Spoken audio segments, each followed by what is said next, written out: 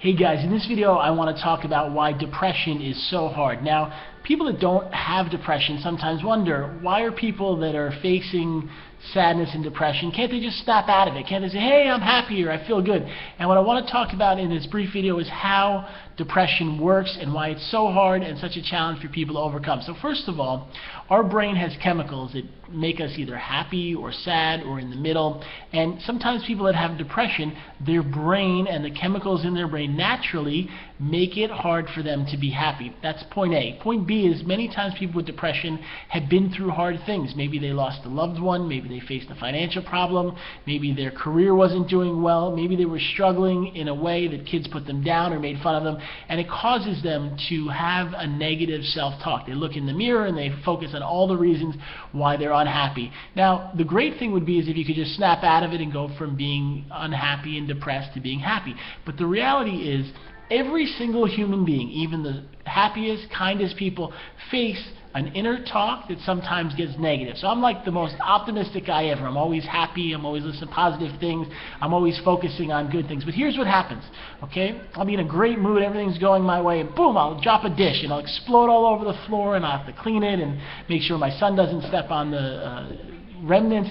And in that moment, my brain says, oh, look at you, you're a failure. Look at you, you made a mistake. Look at you, you just dropped it, now you made a mess.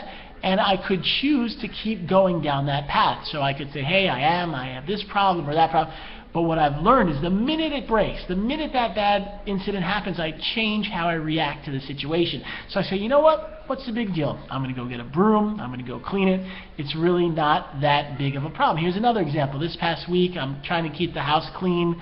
Someone that owns the home that I am in is going to be renting it because we're moving, so I'm keeping it neat for him. And I have someone coming to look at the house, so I clean it up very nicely, right? And then as the people come in, I go in the bathroom and I see the dog just took a poop. He literally had an accident in the house right as the people came. And in that moment, I could be negative. Oh no, look at this. Why did this happen? And get angry and nervous. And instead, I say, you know what? No big deal. I'm going to get some paper and some cleaning supplies and clean the little mess. But these are the things that happen to all of us. Every single human being will try to do things that make them happy or optimistic, and then they will get upset. Something will happen. A friend will say something. A relative will hurt their feelings. A problem will be experienced at work or in their life, or something will go wrong. And in that moment, you try not to react, but it can be very hard. Another thing I want to share about depression is it is a long road.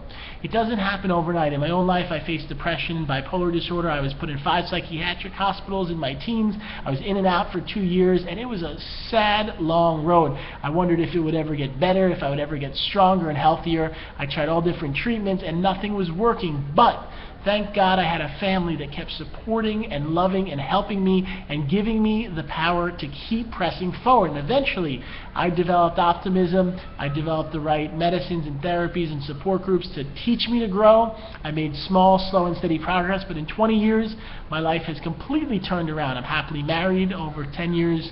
My wife are going to celebrate this year. We have 2 children, a 6-year-old and a 1-year-old. I've written like 5 books. I've educated people all over the world. And the best thing I've learned is that depression and bipolar and mental illness doesn't have to be your end. When we are depressed, we can say there's no reason to go on. I hate my life. I hate it. But if we will keep going on the journey and seek help and press forward, we can get stronger, get healthier, and overcome the war on depression. Because it's a war, and you're going to have to battle and fight. But there is help and support out there. Don't go at it alone. If you look online, there's a free suicide hotline. You can call anytime, 24 hours a day. They'll help you and listen to you and support you. I run a magazine where every day we write articles and educate to teach others positivity when facing these problems. I also want you to check out my book, The Depression Diet. It's going to be released in 2016, and we can all get together and get stronger and healthier. So thank you for watching this. We have hundreds of videos on my channel on YouTube. Like, subscribe, and let's keep figuring out how to get stronger and healthier with depression. Thank you so much. I wish you an amazing day wherever you are. Thanks.